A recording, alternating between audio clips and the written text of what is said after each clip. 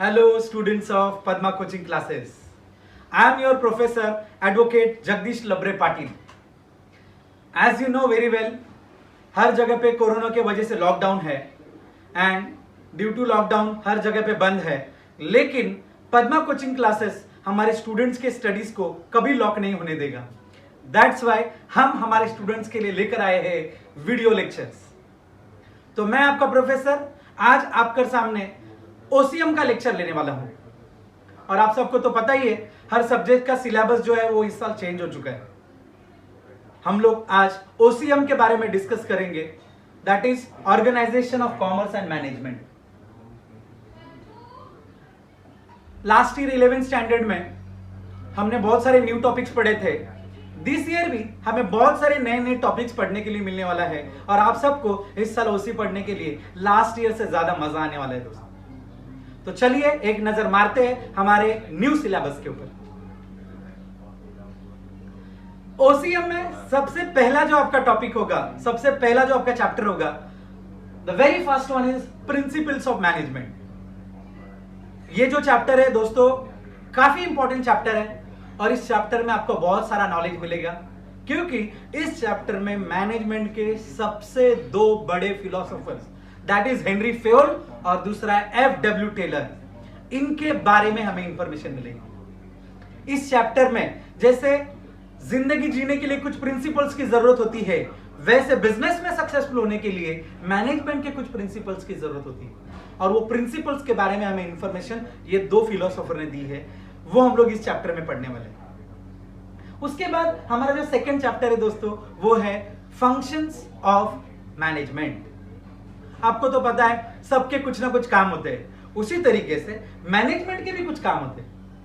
अगर आप चाहते हो कि आपका बिजनेस सक्सेसफुल हो तो मैनेजर्स के ये फंक्शंस आपको पता होने चाहिए. इसके लिए हमें ये चैप्टर पढ़ना है. जैसे आपको पता है planning, staffing, organising, directing, controlling, coordinating, ये सारे जो फंक्शंस है वो हम लोग इस चैप्टर में पढ़ने वाले हैं. उसके बाद दोस्तों हमारा जो थर्ड चैप्टर है वो है एंटरप्रेन्योरशिप डेवलपमेंट.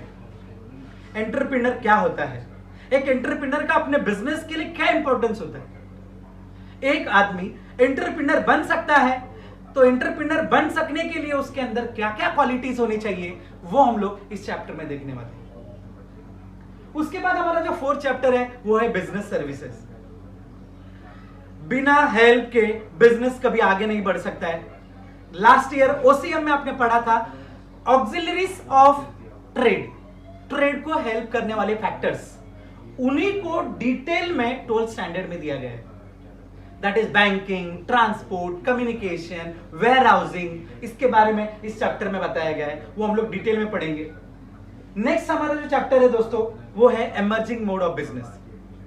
आपको तो पता है बदलाव नेचर का नियम होता है.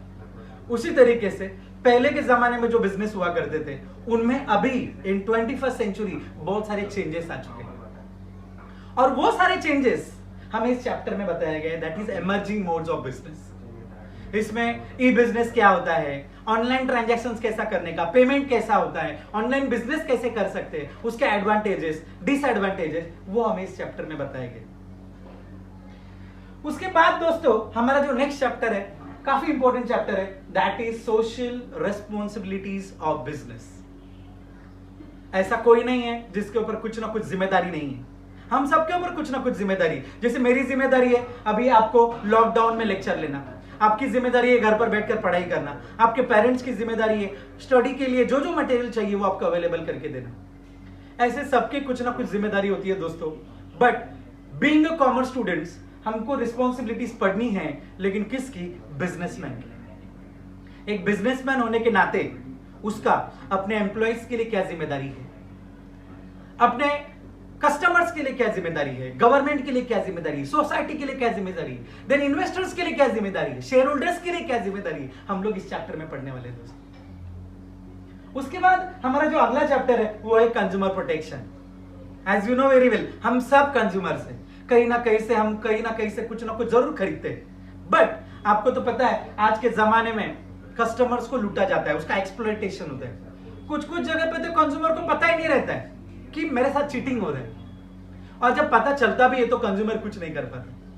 तो ये जो चैप्टर है वो हमें बताएगा कि बीइंग अ कंज्यूमर हम हमारा प्रोटेक्शन खुद कैसे कर सकते हैं, हमारे प्रोटेक्शन के लिए गवर्नमेंट ने क्या क्या मेजर्स ओपन करके रखे। बराबर है दोस्तों, तो हम इस चैप्टर में पढ़ेंगे। And last chapter that is marketing. As you know very well, there is lot of competition in the business. Every businessman try to survive in that competition, but success and survival of business is totally depend upon effective marketing of the company. So that's why marketing क्या होता है, marketing का importance क्या है, marketing के functions क्या है, वो हम लोग इस चैप्टर में पढ़ने वाले हैं। समझ में आ रहा है दोस्तों? तो ये था हमारा पूरा इस साल का सिलेबस OCM का। एक बार फिर से हम उन टॉपिक्स के बारे में आपको बताता हूं। देखो, पहला चैप्टर जो हमारा था वो था प्रिंसिपल्स ऑफ मैनेजमेंट। उसके बाद हमारा दूसरा चैप्टर था फंक्शंस ऑफ मैनेजमेंट। देन हमारा थर्ड चैप्टर था एंटरप्रेन्योरशिप डेवलपमेंट। फोर्थ चैप्टर था बिजनेस सर्विसेज। फिफ्थ चैप्टर था इमर्जिंग मोड्स ऑफ बिजनेस। उसके बाद हमारा जो सिक्स्थ चैप्टर था सोशल रेस्पॉन्सिबिलिटीज ऑफ बिजनेस। हमारा सेवेंथ चैप्टर था consumer protection. And the last chapter is marketing. तो ये था, आप सबके पास सिलेबस आ गया रहेगा, आपको इंडेक्स अच्छी तरीके से समझा होगा। तो चलिए दोस्तों, आपका थोड़ा सा भी वक्त हम वेस्ट नहीं करेंगे और शुरू करते हैं हमारा आज का पहला चैप्टर जिसका आप इंतजार कर रहे हो। तो ये हमारा पहला चैप्टर आपके स्क्रीन के ऊपर। ओके, तो चैप्टर का नाम है प्रिंसिपल्स ऑफ मैनेजमेंट। चैप्टर का नाम है प्रिंसिपल्स ऑफ मैनेजमेंट। आप सबको तो पता ही है कि जिंदगी जीने के लिए कुछ प्रिंसिपल्स की जरूरत होती है। जैसे आपने सुना ही होगा कि बुरा मत बोलो, बुरा मत देखो, बुरा मत सुनो, या किसी के ऊपर जेलस मत रखो, हार्ड वर्क करो, मेहनत करने से सक्सेस मिलती है। क्या ये सही है या गलत है? जिंदगी जीने के लिए अगर जिंदगी में सक्सेसफुल होना है तो आपको इन प्रिंसिपल्स को फॉलो करना पड़ेगा। समझ में आ रहा है दोस्तों? Yes sir. But being a commerce students, हमें ये देखना है कि सर बिजनेस में सक्सेसफुल होना है तो क्या करना पड़ेगा। तो यस, बिजनेस में सक्सेसफुल होना है तो आपको ये प्रिंसिपल्स फॉलो करने पड़ेंगे, principles of management. Principles of management. Okay, तो वही हम लोग शुरू कर रहे हैं। हमारा पहला क्वेश्चन, ओके, ये रहा आपके स्क्रीन के ऊपर। What is principles of management? या फिर एग्जाम में आपको क्वेश्चन पूछेंगे कि हेनरी फेयोल ने दिए हुए प्रिंसिपल्स बताइए, 14 प्रिंसिपल्स।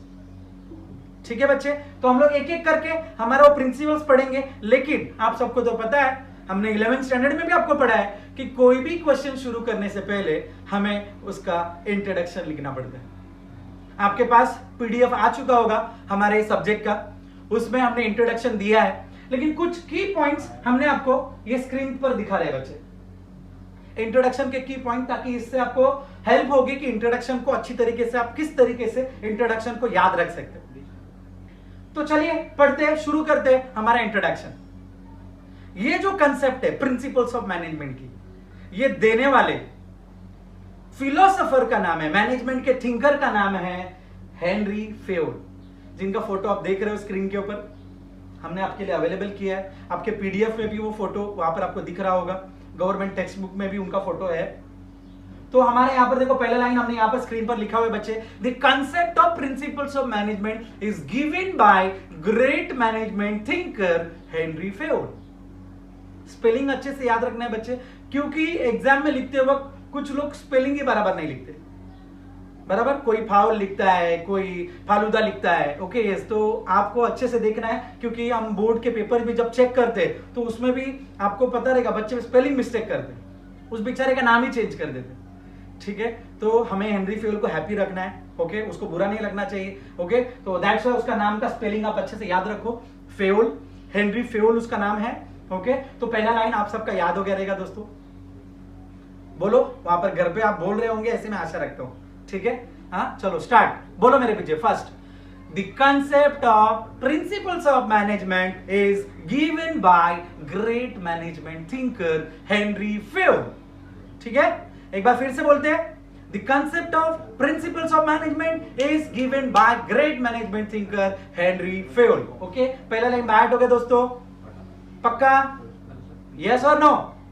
यस, ठीक है। चलो अब हमारा पढ़ते हैं हम लोग सेकंड लाइन इंट्रोडक्शन का। ओके, ये जो हेनरी फेयोल था, उसने मैनेजमेंट के लिए इतने जबरदस्त प्रिंसिपल दिए कि लोग उससे काफी इंप्रेस हुए, पूरी दुनिया में उसका नाम हुआ और लोगों ने उसको बोला यस हम आपको सैल्यूट करते हैं, you are father of modern management. लोगों ने उसको बोला कि you are father of modern management और तभी से हेनरी फ्यूल का नाम फेमस हो गया। He is also known as father of modern management. Exam में 100% आएगा बच्चे, फिल इन द ब्लैंक्स में आ सकता है या फिर मैच द फॉलोइंग में आ सकता है, तो आपको अच्छे से मार्किंग करके रखना है कि who is the father of modern management. Answer क्या आएगा? Henry fuel. Who is the father of modern management? Henry Fayol. या fill in the blanks में आएगा Dash is the father of modern management. Answer is Henry Fayol. Okay? या फिर कभी कभी ऐसा पूछेंगे Henry Fayol is the father of Dash. Answer आएगा modern management. Match the following में भी आपको आ सकता है, एक साइड में होगा हेनरी फ्यूल, एक साइड में होगा मॉडर्न मैनेजमेंट। ओके, तो आप क्या लिखोगे? हेनरी फ्यूल के सामने लिखोगे फादर ऑफ मॉडर्न मैनेजमेंट। तो हमारा 2 लाइन हो गया बच्चे। बोलो पहला line, who is the father of modern management? Henri Fayol. तो चलिए शुरू करते हैं हमारा पहला line. The concept of principles of management is given by great management thinker Henri fuel.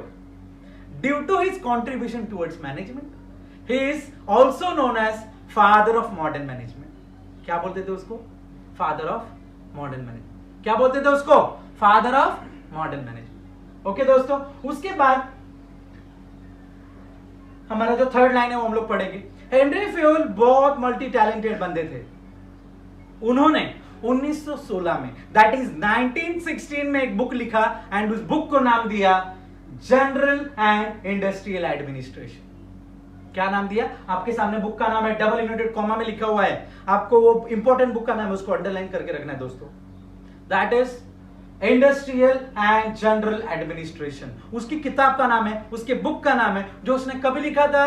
1916। कभी लिखा था? 1916। कभी लिखा था? 1916। तो 1916 में वो किताब लिखी थी और उस किताब का नाम है क्या? क्या नाम है? आप बता रहे हो घर पे? Okay, general and industrial administration. ठीक है, तो ये लाइन को एक बार फिर से रिवाइज करते हैं। दी हेनरी फ्यूल ने जो बुक लिखी थी, ओके, उसका नाम, he wrote a book general and industrial administration in the year 1960। समझ में आ रहा है दोस्तों? तो 3 लाइन आपका हो गया। एक बार फिर से मैं रिवाइज करता हूं, ठीक है, ताकि आपको लगना चाहिए कि ये लेक्चर वीडियो नहीं हो रहा है, ये हमारे सामने हो रहा है। ठीक है, तो चलो आप मेरे पीछे पीछे बोलो। स्टार्ट। पहला line, The concept of principles of management is given by great management thinker Henry Fayol.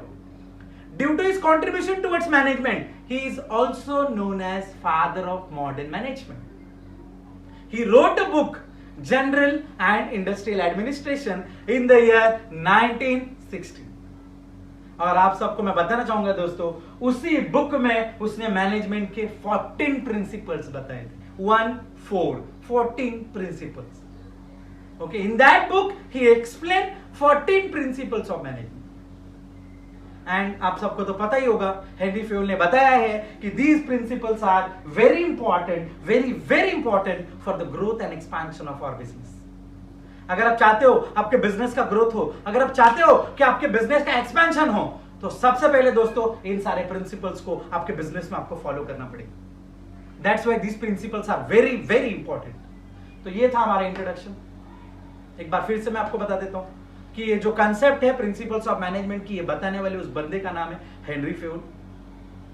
Henry fuel इतना फेमस हो गया, इतना उसने कुछ किया मैनेजमेंट के लिए कि लोगों ने उसको बोला कि you are father of modern management. उसने एक बुक लिखा 1960 में, उस बुक का नाम था जनरल एंड इंडस्ट्रियल एडमिनिस्ट्रेशन, और उस बुक में उसने मैनेजमेंट के 14 प्रिंसिपल्स लिखे। एंड वो प्रिंसिपल्स जो है बहुत इंपॉर्टेंट है ताकि हमारे बिजनेस का ग्रोथ हो सके, एक्सपेंशन हो सके। समझ में आ रहा है दोस्तों? तो ये थे हमारे प्रिंसिपल्स का इंट्रोडक्शन। अभी हम लोग शुरू कर रहे हैं हमारे 14 प्रिंसिपल्स ऑफ मैनेजमेंट। ठीक है दोस्तों, तो चलिए हमारा पहला प्रिंसिपल है, ये रहा आपके स्क्रीन के ऊपर, division of work. Henry fuel बोलता है डिवीजन ऑफ वर्क, काम को बांटो, काम को बांटने से काम जल्दी होगा। ओके, जैसे फॉर एग्जांपल अगर आप अकेले हो, मैंने आपको बोला कि आपको एक हॉल को पेंट करना है, ठीक है, तो कितने दिन लगेंगे आपको? एक पूरा बड़ा हॉल को आपको पेंट करना है तो कितने दिन लगेंगे आप? तो कोई जवाब देगा 5 दिन, कोई बोलेगा 8 दिन, कोई बोलेगा 10 दिन, ओके, मतलब जैसे जैसे आपकी कैपेसिटी के हिसाब से। फॉर एग्जाम्पल अगर मैं पकड़ता हूं कि एक हॉल को पेंट करने के लिए एक इंसान को अगर 4 दिन लगते हैं, सोचो अगर मैंने उसके साथ और एक आदमी दिया तो 4 दिन का काम कितने दिन में हो जाएगा? अभी 2 दिन। 4 दिन का काम कितने दिन में हो जाएगा? 2 दिन। और एक आदमी दिया 1.5 दिन, और एक आदमी दिया कितना दिन? 1 दिन। मतलब जिस काम के लिए हमें 4 दिन लगने वाले थे वो काम को मैंने डिवाइड किया लोगों में, और आज वो काम जल्दी हो गया। जैसे दोस्तों देखो, लॉकडाउन का टाइम है, हम सब घर में बैठे हैं, आप सब देख ही रहे होगे कि घर में सबसे पहले उठती है हमारी मम्मी और सबसे लेट सोती भी हमारी बेचारी मम्मी। क्यों ऐसे होता है? क्योंकि सारे काम सवेरे से लेकर शाम तक हमारी मम्मी करती है। तो क्यों ना हम ये प्रिंसिपल को ओके घर में फॉलो करके देखें। काम को बांटेंगे, डिवीजन ऑफ वर्क। मम्मी आप सिर्फ सब्जी बनाओ, ओके। आपकी सिस्टर बोलेगी मम्मी मैं रोटी बनाऊंगी, आप बोलोगे मम्मी मैं बर्तन साफ करूंगा। डैड बोलेंगे कि ठीक है मैं सबके कपड़े साफ कर दूंगा। यस और नो? It means what? सबने घर का काम बांट के लिया तो सबको कितने काम आएंगे? सिर्फ एक काम, और हर कोई अपना काम फटाफट करेगा और हमारी मम्मी को आराम मिलेगा और सारा काम जल्दी होगा। तो हेनरी फोर्ड भी यही बोलता है, अगर आप चाहते हो कि आपकी कंपनी में सारा काम जल्दी हो, अच्छे से हो, काम में स्पेशलाइजेशन आए, तो आपने एक काम करना चाहिए, आपने मेरे प्रिंसिपल को फॉलो करना चाहिए। तो नोट्स जो आपको हमने दिए हैं पीडीएफ, उसमें आप देख सकते हो, उसमें लिखा हुआ है कि हेनरी फोर्ड ने बोला है कि काम को बांटो, डिवाइड करो, ओके, इंडिविजुअल्स में, ग्रुप में, डिपार्टमेंट्स में, ओके। जैसे जैसे हम लोग काम को डिवाइड करेंगे लोगों की कैपेसिटी के हिसाब से, इससे क्या होगा? हमारा काम जल्दी होगा। हर इंसान को एक ही काम मिलेगा और वो काम में स्पेशलाइजेशन आएगा। स्पेशलाइजेशन आएगा तो काम जल्दी होगा, प्रोडक्शन बढ़ेगा, सेल्स बढ़ेगा, सेल बढ़ेगा तो प्रॉफिट बढ़ेगा, प्रॉफिट बढ़ेगा तो हमारी कंपनी का एक्सपेंशन होगा, ग्रोथ होगा। एंड यही चाहता है हेनरी फोर्ड। इसीलिए ये प्रिंसिपल है कि काम को बांटो, काम को बांटो, डिवीजन ऑफ वर्क। काम को बांटो, काम को बांटने से काम जल्दी होगा। समझ में आ रहा है दोस्तों? पक्का? आपके सामने नोट्स है, एक बार देख लो, अच्छे से देखो एक बार, ठीक है। ये पूरे पॉइंट का एक्सप्लेनेशन वहां पर पूरा अच्छी तरीके से दिया है कि काम को कैसे बांटना है, इंडिविजुअल्स, ग्रुप, डिपार्टमेंट, ओके। उसमें वो भी लिखा है क्लियर कट कि अगर काम को नहीं बांटेंगे तो क्या होगा। फॉर एग्जाम्पल पूरा डिपार्टमेंट है, मैंने बोला कि हाँ ये काम मुझे करना चाहिए, आपने ये काम मुझे कंप्लीट होना चाहिए, आपने बोला ठीक है। तो आप में से कुछ लोगों को क्या लगेगा? चलो मैं नहीं करूंगा तो वो करेगा, वो उसको लगेगा वो नहीं करेगा तो कोई और करेगा, कोई और करेगा तो कोई और करेगा, ऐसा करेगा। एक दिन ऐसा आएगा कि किसी ने भी कुछ भी नहीं किया, मतलब नोबडी डूइंग नथिंग। तो हेनरी फोर्ड यही बोलता है, क्या? काम को बांटो। ये मेरा पहला प्रिंसिपल है। अगर आप चाहते हो कि आपका कंपनी सक्सेसफुल बने, अगर आप चाहते हो कि आपका बिजनेस नंबर 1 बने, आपका काम फटाफट हो, तो काम को सबसे पहली बात तो डिवाइड करो।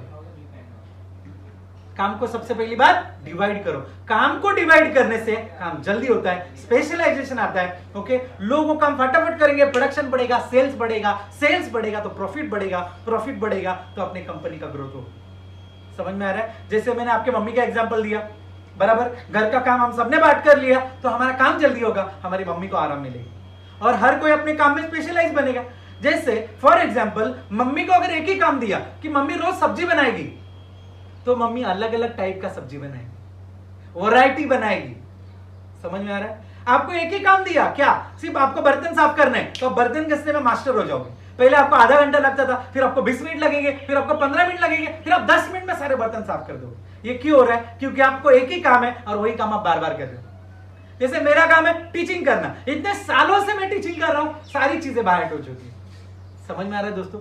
तो इंसान को अपना काम बांट करके लेना चाहिए कंपनी में। अगर हमने हमारा काम को डिवाइड करके लिया तो हमारा काम भी जल्दी होगा, काम जल्दी होगा, प्रोडक्शन बढ़ेगा, प्रोडक्शन बढ़ेगा, सेल बढ़ेगा, सेल बढ़ेगा, प्रॉफिट बढ़ेगा, प्रॉफिट बढ़ेगा तो हमारे कंपनी का ग्रोथ होगा। आई होप आपको ये पॉइंट समझ में है, ठीक है। और आपने एक बार पढ़ भी लिया होगा, और अगर आपको नहीं समझा होगा तो एक बार आप फिर से उसको अच्छे से पढ़ो, ये मेरा रिकॉर्डिंग फिर से सुनो, ओके। पॉज करके आप एक बार नोट्स अच्छे से पढ़ लेना, आपको बहुत अच्छी तरीके से समझ में आएगा। मेरे एग्जांपल्स और उसमें लिखा हुआ वो पॉइंट, ठीक है, उसका कंटेंट, एक एक चीज बहुत अच्छी तरीके से आपको भेजी गई है, उसको आपको अच्छे से पढ़ना है। तो ठीक है, पहला पॉइंट हमारा अच्छी तरीके से हो गया। देखो मैं क्यों डिटेल में जा रहा हूं, क्योंकि आपको ऐसा लगना नहीं चाहिए कि वीडियो लेक्चर है, सर फास्ट पढ़ा रहे। आपको ये फील आना चाहिए कि वीडियो लेक्चर नहीं है, सर हमको सामने बिठा के पढ़ा रहे। समझ में आ रहा है? ये हमारा क्लासरूम का लेक्चर चल रहा है। ओके, इसके लिए मैं स्लो जा रहा हूं, डिटेल में पढ़ा रहा हूं, एक एक लाइन आपको अच्छे से समझा रहा हूं। अंडरस्टूड? समझ में आ रहा है? पक्का? ठीक है, चलो अभी हमारा next point, discipline.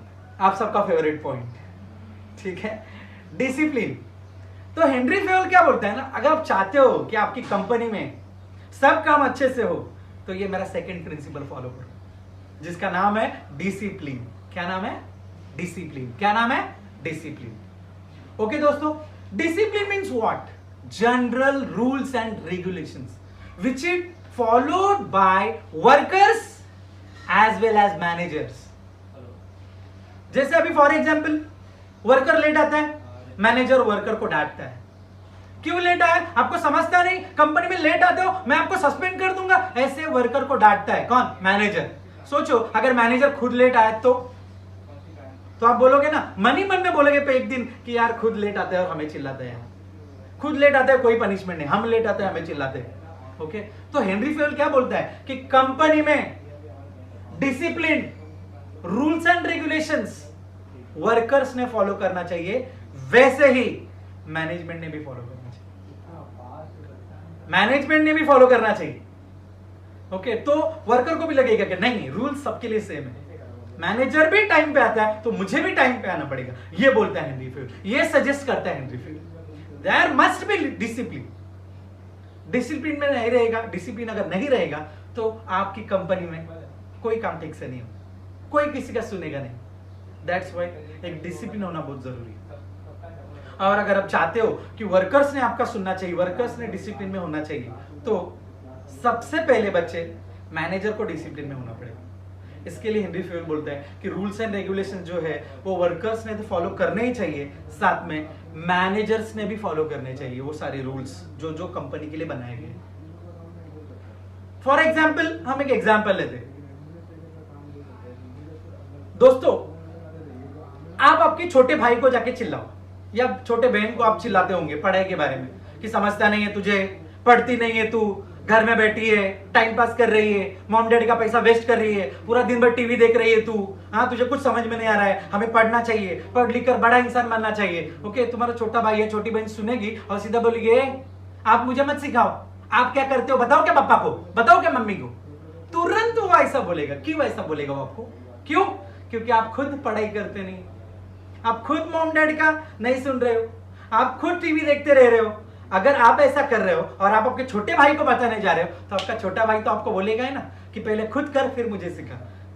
Same way Henry फेवल भी वही बोलता है कि कंपनी में डिसिप्लिन होना चाहिए, रूल्स एंड रेगुलेशंस होने चाहिए।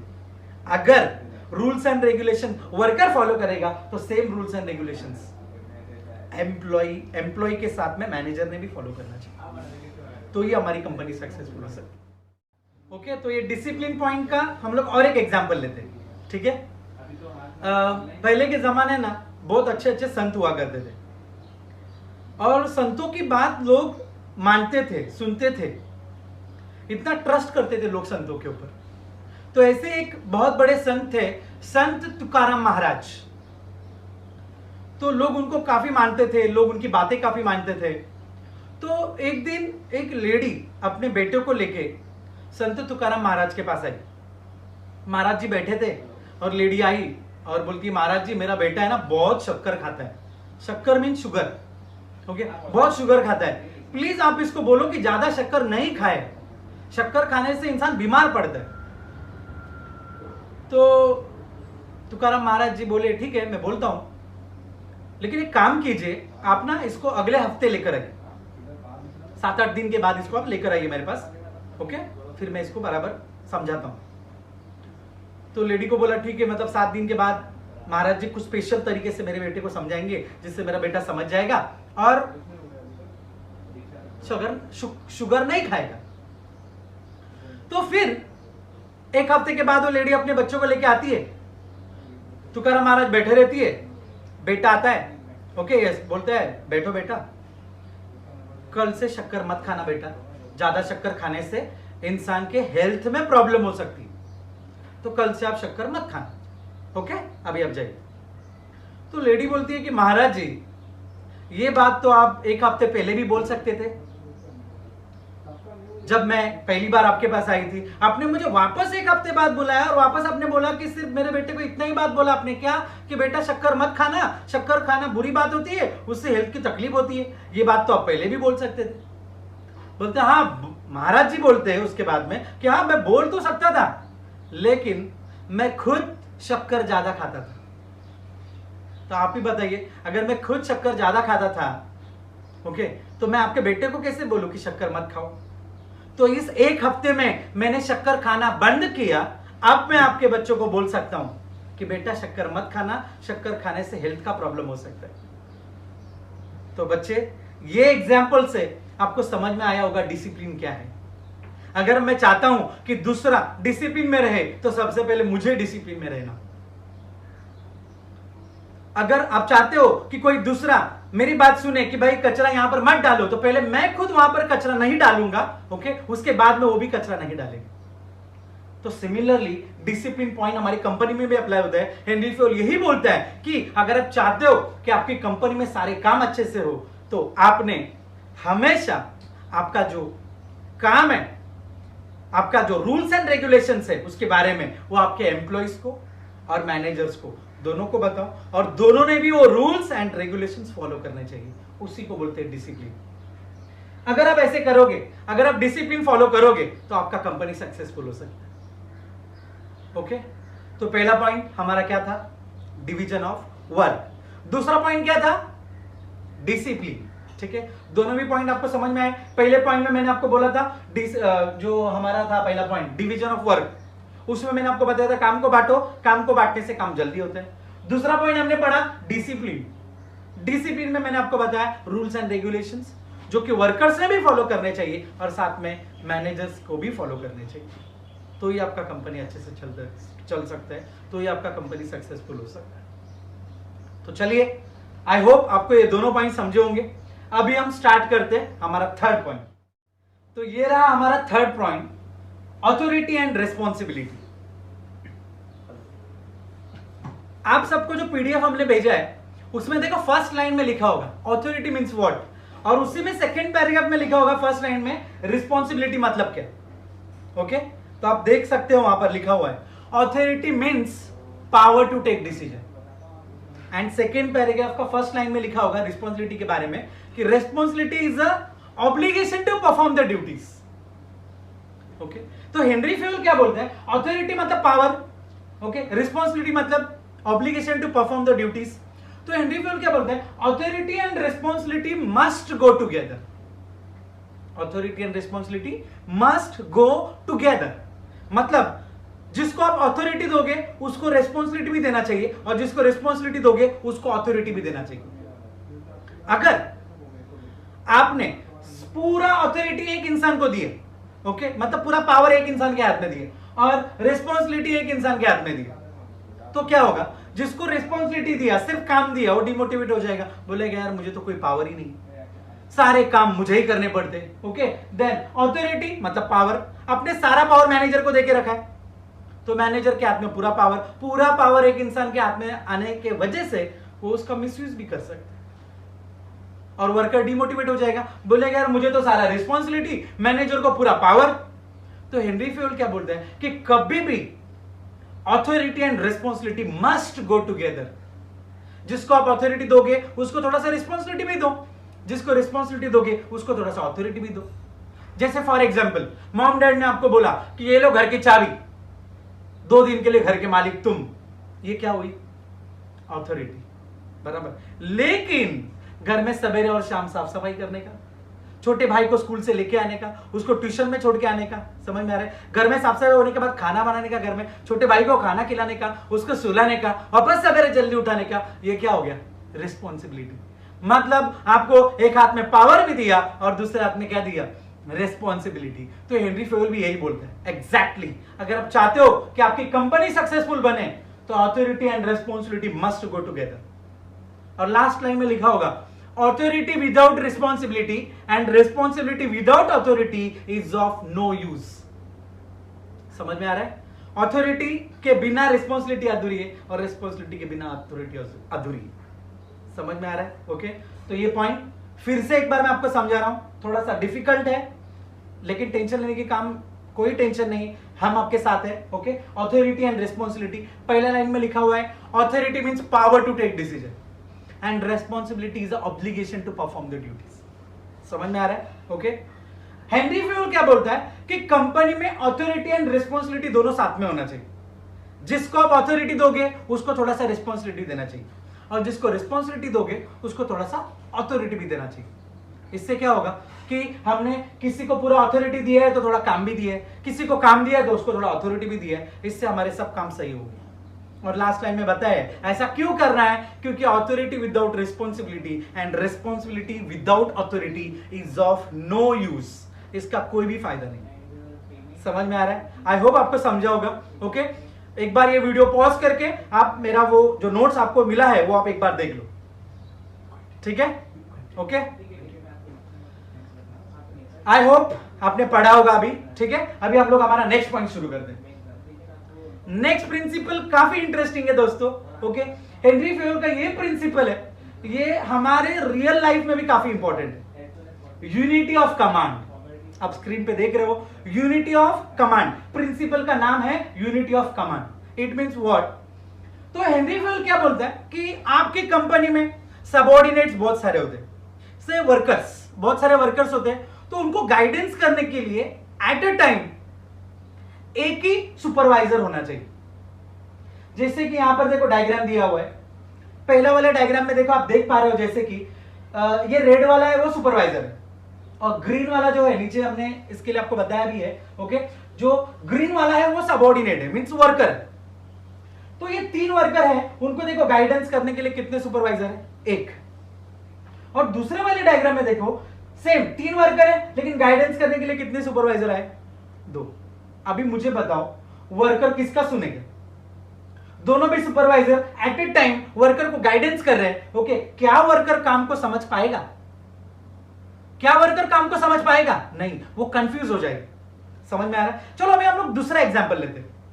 अभी फॉर एग्जाम्पल मेरा लेक्चर चल रहा है, अभी यहां पर ओसी का लेक्चर चल रहा है, बराबर? आप सब मुझे सुन रहे हो, जितने भी स्टूडेंट्स ये लेक्चर देख रहे हैं आप सब मुझे सुन रहे हो। जस्ट इमेजिन अभी मेरा लेक्चर चल रहा है, ओके, और मेरे बाजू में ओके लाल सर आके खड़े हो गए यहां पर और लाल सर ने बीके का लेक्चर शुरू कर दिया। ओके, बीके का लेक्चर शुरू कर दिया और मेरा लेक्चर चल रहा है। ओके, यहां पर ओसी का लेक्चर चल रहा है। ओके, अचानक से यहां पर इंग्लिश के सर भी खड़े हो गए मेरे बाजू में और उन्होंने इंग्लिश का ग्रामर चालू कर दिया। हम तीनों एक साथ पढ़ा है। ओके, यस, मैं यहां से पढ़ा रहा हूं ओसी का मैनेजमेंट प्रिंसिपल्स, यहां से इंग्लिश का ग्रामर चालू हो गया, चेंज द वॉइस, और यहां से लाल सर पढ़ा रहे debit what comes in, credit what goes out. Okay, अभी मुझे बताओ कि आप किसका सुनोगे, किसकी तरफ आपका ध्यान रहेगा? किसी एक का भी आपको समझेगा क्या? हाँ, समझेगा नहीं? क्यों? क्योंकि यहां पर गाइडेंस करने के लिए कितने टीचर खड़े हैं आपको? तीन टीचर। तो एट ए टाइम अगर तीन टीचर आपको गाइडेंस करने को आ गए तो आपको किसी का भी नहीं समझेगा। यस और नो? इसीलिए अभी मेरा अकेले का लेक्चर यहां पर चल रहा है, आप सब मुझे सुन रहे हो, जो जो मैं बोल रहा हूं आपको समझ में आ रहा है। क्यों? क्योंकि आपको गाइडेंस करने के लिए यहां पर सिर्फ एक ही टीचर अभी खड़ा है। सेम हेनरी फ्यूल भी वही बोलता है, अगर आप चाहते हो कि आपकी कंपनी में सब वर्कर अच्छे से काम करे, अच्छे से काम को समझे, तो वर्कर्स लोगों को काम समझाने के लिए एक टाइम में एक ही सुपरवाइजर होना चाहिए, जैसे कि हमारे पहले डायग्राम में बताया गया है। ठीक है, आप देख सकते हो डायग्राम यहां पर है।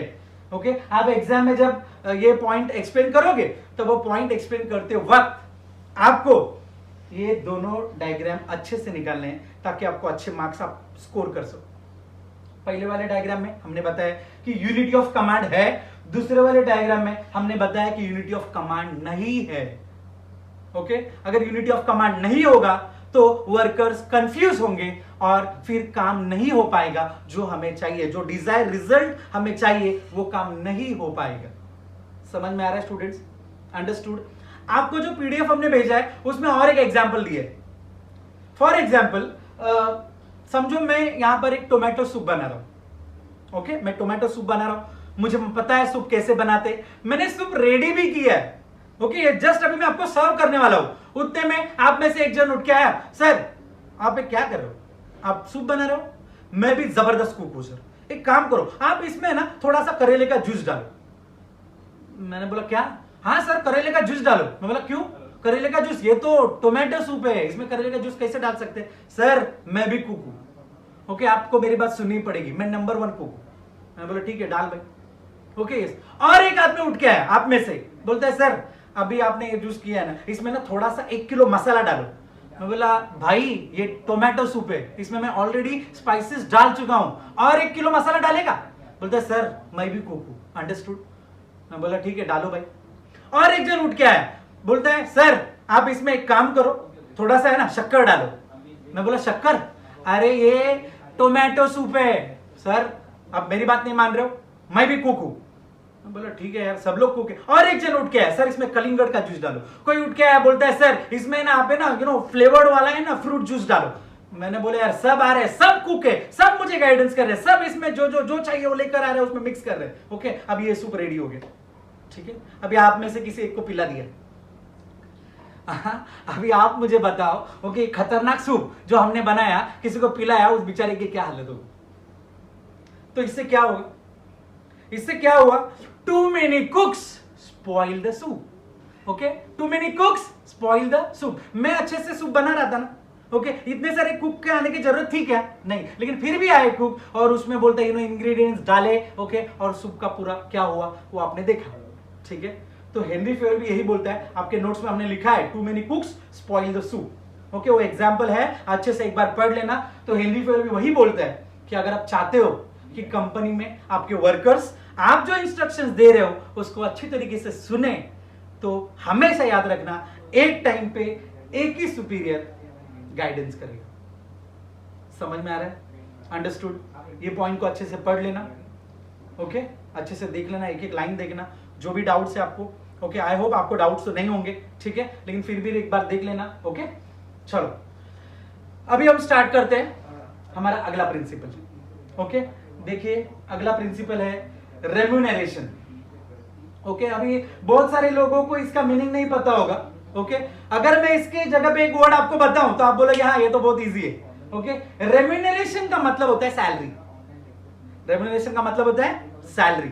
ओके तो हेनरी फेयल क्या बोलते हैं कि अगर आप चाहते हो कि आपकी कंपनी में एम्प्लॉय ने अच्छा काम करना चाहिए तो उसको सैलरी अच्छा दो। ओके इसके लिए हेनरी फेयल ने प्रोफेशनल वर्ड यूज किया है, दैट इज रेम्यूनरेशन। ओके अभी मुझे बताओ, each and every activity in the organisation is motivated okay yes by profit और मनी। अगर आप चाहते हो कि आपका काम अच्छे से हो, वर्कर अच्छे से काम करे, तो आपने आपके वर्कर को अच्छा सैलरी देना चाहिए। और सैलरी में बहुत सारी चीजें होती है, जैसे कि फॉर एग्जांपल ट्रैवलिंग अलाउंस होता है, जैसे वर्कर हमारा बहुत दूर से आता है तो उसको आने जाने का खर्चा हम देते हैं। एंटरटेनमेंट अलाउंस होता है, साल में एक बार बोनस होता है। ओके ये सारी चीजें हम हमारे वर्कर्स को दे सकते हैं। अगर वर्कर्स को ये सारी चीजें मिलने लग गई तो वर्कर और अच्छे से काम करेगा। अच्छा पगार, अच्छा सैलरी, अच्छा रेम्यूनरेशन अगर वर्कर को मिलेगा तो वर्कर अच्छा काम करेगा। तो हेनरी फेयल यही बोलता है, अगर आप चाहते हो कि आपकी कंपनी का एम्प्लॉय मोटिवेट हो, अच्छा काम करे, आपको अच्छी सर्विसेज दे, अच्छा प्रोडक्शन बढ़ाए, तो आपने आपके एम्प्लॉयज को ओके रेम्यूनरेशन अच्छा देना चाहिए, सैलरी अच्छा देना। और एक एग्जांपल से हम इस पॉइंट को समझते हैं। ओके जैसे फॉर एग्जांपल समझो मैं मेरे घर के पास ऑटो से उतरा, कुछ छोटे छोटे बच्चे वहां पर खड़े थे। ओके मैंने उन बच्चों को बोला बच्चों ये मेरा सामान है वो मेरे घर पर पहुंचा दो। तो बच्चों ने, मेरे 2-3 थैलियां थी मेरे पास, पैकेट्स थे, वो लेके उठा के मेरे घर में रखे। 2 मिनट लगते मेरे घर में जाने के लिए। तो जैसे ही बच्चे सामान रख के आए, मैंने 3 बच्चे थे, तीनों बच्चों को मैंने 100 रुपीज दिए। ओके बच्चे खुश। दूसरे दिन भी मैं वापस आया, जैसे ही ऑटो आया बच्चे आके खड़े हो गए, अंकल आज क्या लेके जाना। ओके तो आज भी मैंने उनको बोला ये 3 बकेट घर पे रख के आना। बच्चे आज भी खुश, पैसा मिलेगा। लेकिन सेकेंड डे मैंने बच्चों को कुछ नहीं दिया। मैंने बोला क्या हर बात का पैसा, हाँ इतना सा तो है, 2 मिनट तो लगता है घर पे जाने के लिए। तीसरे दिन में बड़ा बड़ा बोनी लेके आया और ओके यस ऑटो उतरा और बच्चों को देखा तो बच्चे दूसरे दिन थे ही नहीं वहां पर, गायब।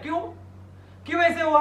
क्योंकि फर्स्ट डे मैंने उनको फुल मोटिवेशन दिया, दूसरे दिन बच्चे आए मैंने उनको 1 रुपया भी नहीं दिया, तीसरे दिन बच्चे गायब।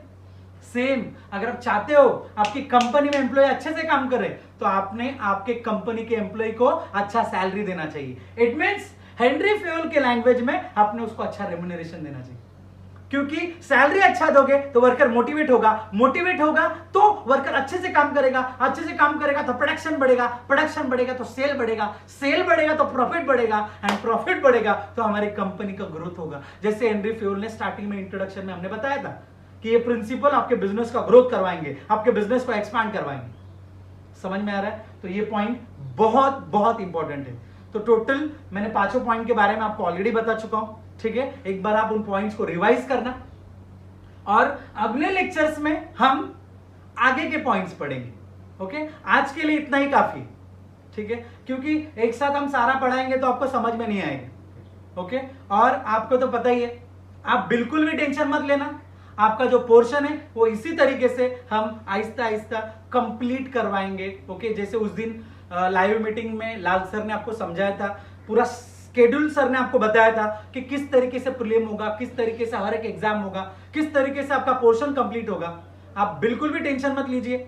मैं पेरेंट्स को स्पेशली बोलना चाहूंगा कि आप अगर ये लेक्चर सुन रहे हो, आप अगर हमें सुन रहे हो, तो बिल्कुल भी टेंशन मत लीजिए। आपका बच्चा हमारा बच्चा है, ओके, हम उसके एजुकेशनल पेरेंट्स हैं, अंडरस्टूड। तो आप बिल्कुल भी टेंशन मत लीजिए।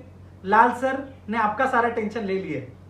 लाल सर 6-6 घंटा यहां पर लेक्चर्स रिकॉर्डिंग करवाते हैं आपके बच्चों के लिए, रिसर्च करवाते हैं। हम टीचर्स से ऑनलाइन वीडियो लेक्चर्स पे बात करते हैं कि बच्चों के लिए हम और क्या कर सकते हैं, क्या बच्चों के लिए हम अच्छा दे सकते हैं। तो आपका पूरा, आपके बच्चों का पूरा टेंशन, जो स्टडीज का टेंशन है, वो पूरा आप लाल सर के ऊपर छोड़ दीजिए, क्योंकि लाल सर बखूबी, आपको पता है, अगर कोई जिम्मेदारी ले लेते हैं तो उसको 100% सक्सेसफुल करके दिखाते हैं।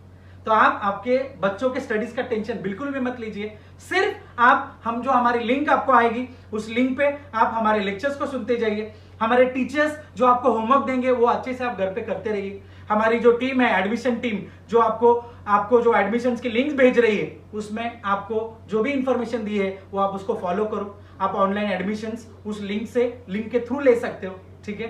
तो आप कुछ भी टेंशन मत लीजिए और सारा टेंशन हमारे ऊपर छोड़ दीजिए, और आपका सारा स्टडी इसी तरीके से, लॉकडाउन है, जैसे स्टार्टिंग में मैंने बोला था, लॉकडाउन है दुनिया के लिए, पद्मा कोचिंग क्लासेस का स्टूडेंट लॉकडाउन में भी उसका स्टडी लॉक नहीं होने देगा। हम आपको इसी तरीके से वीडियो लेक्चर्स के थ्रू पढ़ाते रहेंगे। Thank you. फिर मिलते हैं हमारे अगले लेक्चर्स के सेशन में, अगले पॉइंट्स के साथ। ओके, एक नई उम्मीद के साथ, एक नए जोश के साथ। तब तक के लिए आप हमारे साथ जुड़े रहिए। Thank you. जय हिंद, जय माता।